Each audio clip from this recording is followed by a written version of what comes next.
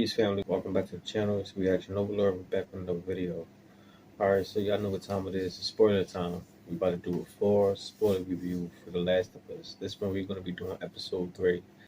If you haven't checked it out already, which I'm sure most of you have, but for some reason if you haven't, please turn away right now and if you don't want to get any spoilers. But if you're cool with that, you can stick around right about now. Okay, so just like episode 2, episode 3 picks right off from the previous episode where Joel and Ellie in the woods somewhere, and Joel is still kind of upset because of what happened to Tess. And Ellie looking at him like, look, don't blame me for something that's not my fault because y'all needed me for some battery, so it was a fair exchange. So she like pretty much don't be blaming me.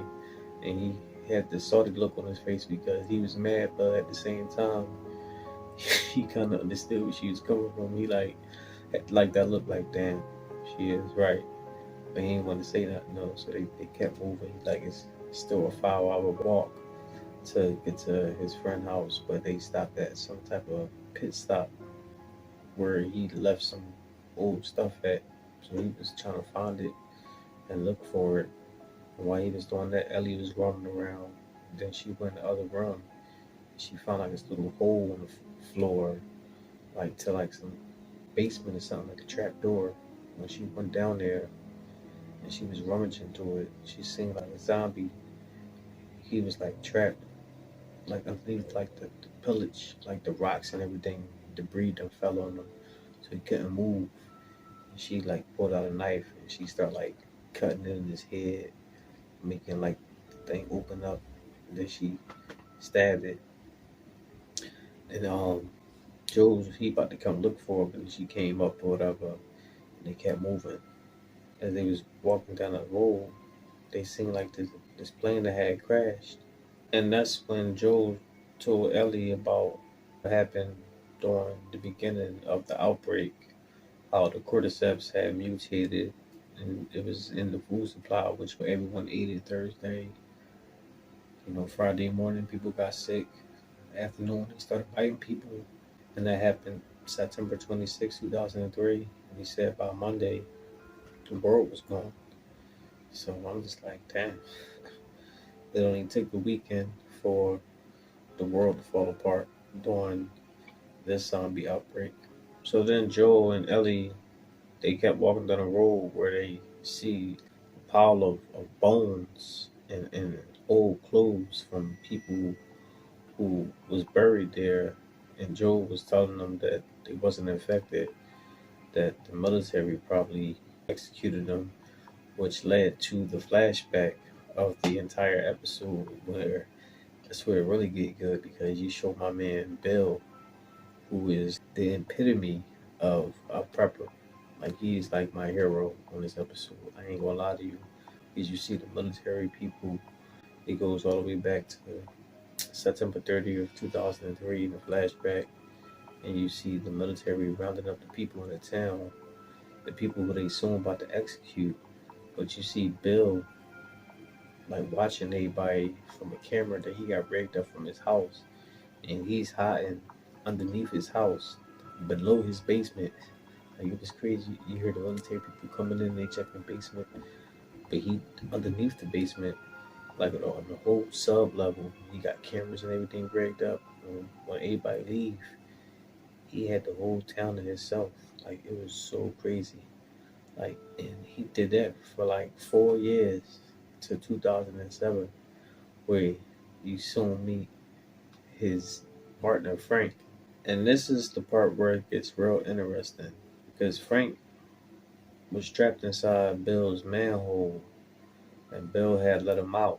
He said that he was from the Baltimore QZ zone that I guess destroyed by the zombies. He said he was heading to Boston, but he was starving. He started off with 10 people. It was just himself.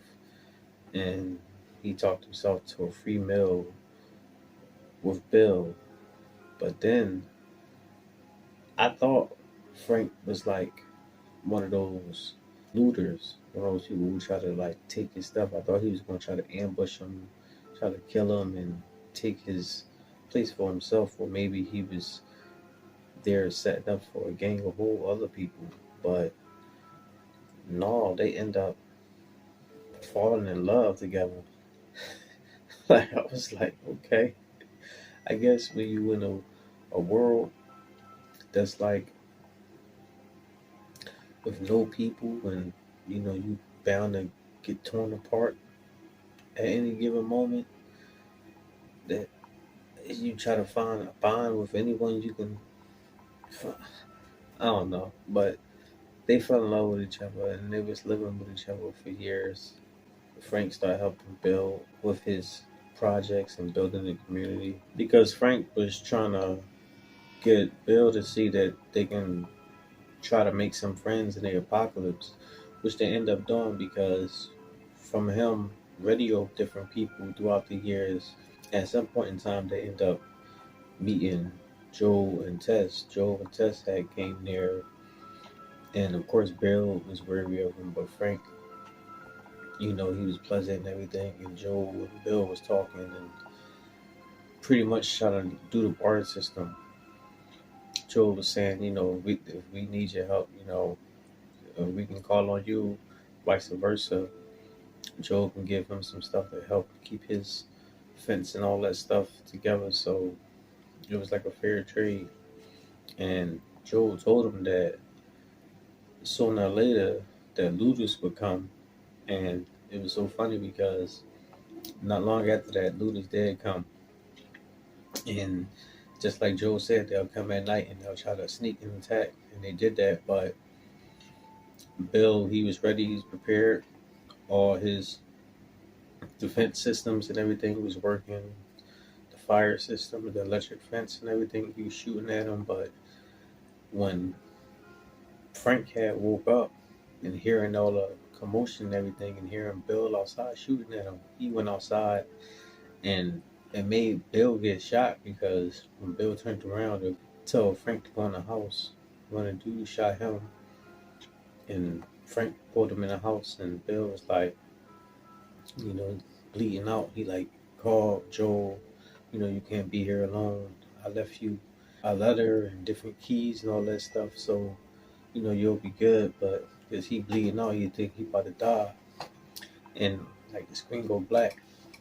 But when it fade back in, it's like years later till present day now in 2023, and now both Frank and Bill are old men, but Frank is the one in the wheelchair and Bill is the one carrying for him. So it's crazy because you think that he was about to die, but he didn't, and now he's the one caring for him. And also, Frank is sick. He got like some type of terminal illness. So he told Bill that he didn't want to suffer anymore. He decided that he want to, pretty much end his life on his own terms. So he told Bill to give him these pills, crush him up with him in his drink, and he gonna fall asleep in his arms. And Bill, sadly agreed, but Bill switched it up and Bill took the medicine himself too. So they both end up doing like a Romeo and Juliet type situation where they both took the medicine and they go upstairs and go in a room and fall asleep and never wake up. And that's when Ellie and Joe they come to the place now and they go to Frank and Bill's house. And Joe looked for him but he can't find him. And that's when Ellie found the letter on the table because apparently Bill must have made a letter before their suicide and he left, information for Joe and left equipment, maybe food, canned goods, rations, all that stuff for him to help him out. So Joel and Ellie take a shower and then gathered up what they can and took Bill's car and they drove off to the west to go meet up with Tommy. And it's so funny because Joel and now Ellie, you can see the character development between them two. You can see that by the end because Ellie put the cassette tape in the car and he like, oh, that's Linda Elstein. I think that's her name. And he like, you know what this is? And she like, you know why I know what this is. And it was kind of like a bittersweet moment for him. Kind of reminiscence of the time of old. And they driving and you can see him. He looking at her. She looked at him. That it's not there yet, but they about to get real close. So look, I liked it. It was real good. It was a different episode for me, but overall it was real good. I like the storytelling, and I like where I think they going with the story. Like I said, wasn't really into the game like that, so this is all new for me. But this is my episode 3 spoiler review.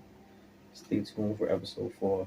And the only way you'll do that, if you hit the like, subscribe, and hit the bell, and I'll see you on the next one. Peace.